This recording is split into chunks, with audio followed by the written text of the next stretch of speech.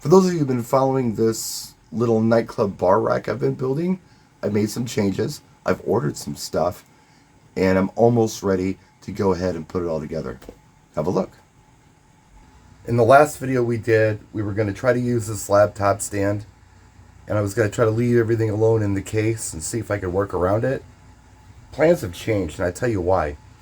Well, first of all, I have drilled out this laptop stand. I have removed it. All the rivets are drilled out and it's removed. Now the reason I did that is because I looked at this picture from a one-off gig I did almost 2 months ago. This space was so incredibly tight. There's no way I could have gone over 24 inches in that booth. I was kind of blindsided by it, and I don't want to run into that again, so I need to keep my depth short. I believe the depth on this is something like, I don't know, what is it? Like 17, 18 inches? That's good. That's what I want. So I also said I was going to leave this stuff alone. The padding, nope. Eliminated that. Padding is now gone. I will reuse this stuff though. The last time I cannibalized a VMS case was for Tour Source, and this was styrofoam and it made a mess. This time we actually got like real case foam. So I'm going to reuse this. It's good stuff. It's already cut to fit. But both of these pieces I've pulled out of here, which took some persuasion because it was glued in there pretty good. So you may notice back here, there's a little grommet. This is the custom laptop stand I built to replace this flip-up one. It's going to keep my depth short, and it's going to solve some problems. Let me show you what I did. I started with this flange, and I flattened the back of it so I can get it tighter against the back of this case. Then I took this magma stand I had. I got it for a demo a while back, and it's a nice stand. I like it that it's adjustable height, but the legs were a little cumbersome for me to work with. So I went ahead and I completely destroyed the thing. I cut the base off of it, so I just had a pole. Here's what's left of the magma stand, and I will keep this because it's good to have hardware laying around for weird stuff. I took this little like pole adapter that came off a headliner table that I got that came in damaged, and I never did a video on it. I never got a replacement either, but I was able to use this to put on top of that little flange. It just fit, and then I drilled a hole through it and put a 1/4 inch bolt through it and a nut to secure it.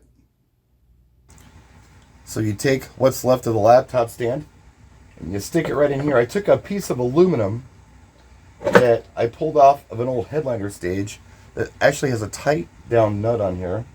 I attached it to the flange. I went ahead and drilled through it. I put a 1/4 inch bolt, I don't know what it is, 1 inch and a little bit long. So that's secure. Now I've got a laptop stand in my case. It's adjustable in height. It is collapsible.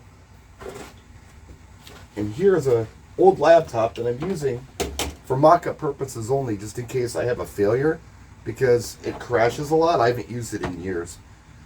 Stick the laptop on here, and you're done. For the microphone, I used a microphone flange. You can buy them off of Amazon or whatever, for gooseneck. And I had to figure out exactly where it was going to go because I needed to know how the laptop was going to sit. This seems to work out pretty good. So this screws in here, and I have a gooseneck when it's all said and done. Seems to last forever screwing these things sometimes. There we go. Flexible microphone gooseneck, and it's as out of the way as I can get it. Now I'll show you how I'm going to configure everything else in here.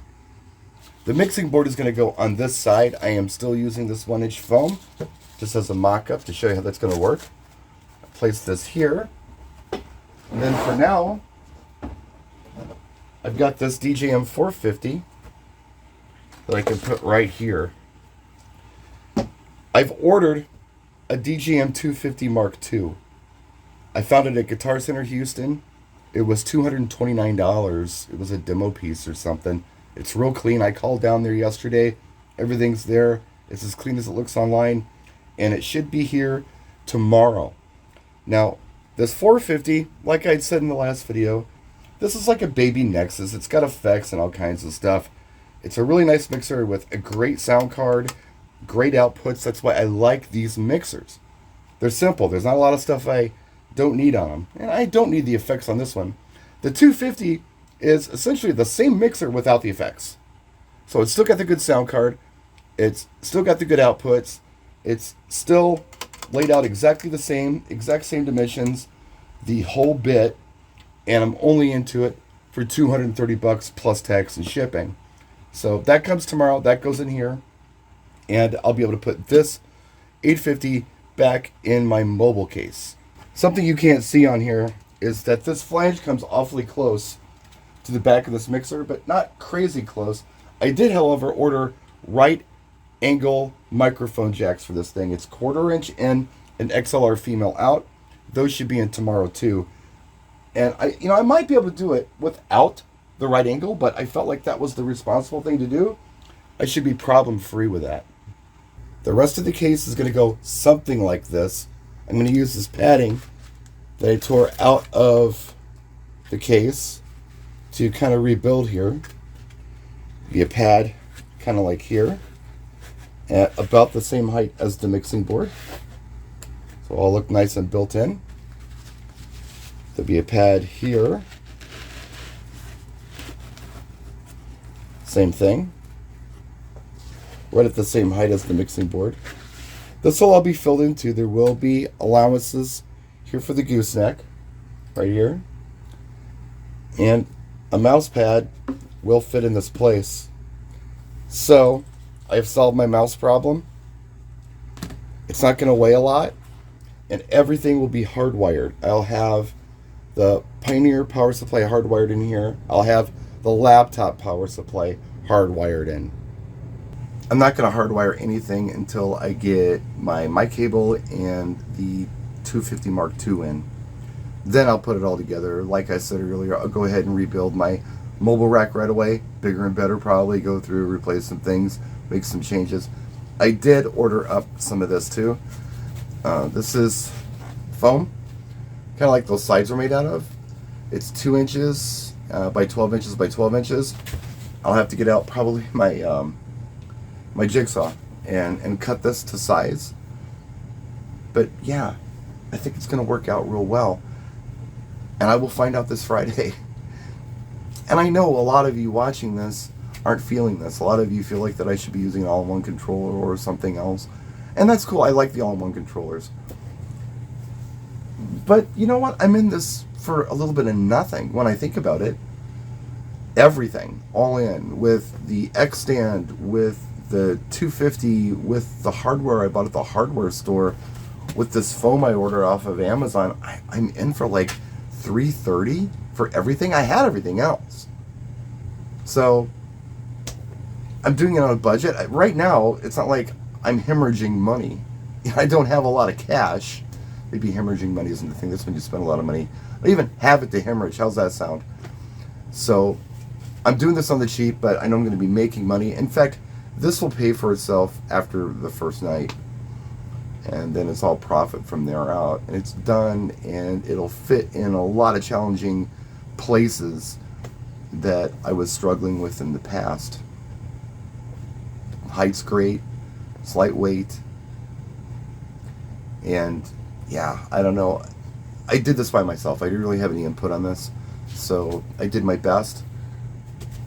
And who knows, maybe down the road we'll try an all-in-one. I like the Pioneer stuff. I really like the Pioneer stuff. It doesn't fail on me. I've had that 450. When did I get that thing? I've had it for like, I don't know, 5 or 6 years. And I'm not even considering replacing it. It works fine, flawlessly. I've had other brands that look like a good value and quality, and they just didn't last me very long. And I was loyal to those brands until I started going with Pioneer stuff, which does cost more, or used to anyway, but just seems more solid. But that's just my experience. It's Ford, Chevy, Dodge. Whatever works for you, that's what you're going to drive. Or, I don't know, Honda, Toyota, Kia. How's that sound? That's what it is. It's all kind of a horse apiece. Whatever works for you is going to be what you like, and you are going to support that brand or that thing. I've just had really good luck with the Pioneer stuff, so I'm continuing to go with it. And by the way, thanks so much for watching these videos. These builds are fun, and I enjoy doing them, and it's been real surprising to see the kind of views and likes and comments and things that people have been putting on these videos. So thank you for that. I appreciate it. It means a lot. That's it, guys. We'll see you probably sometime on Tuesday or Wednesday when we do the final build on this. Put it all together, wrap it up, close it up, button it up, put a bow on it, and have it ready for Fridays. So we'll see you then. Practice and enjoy.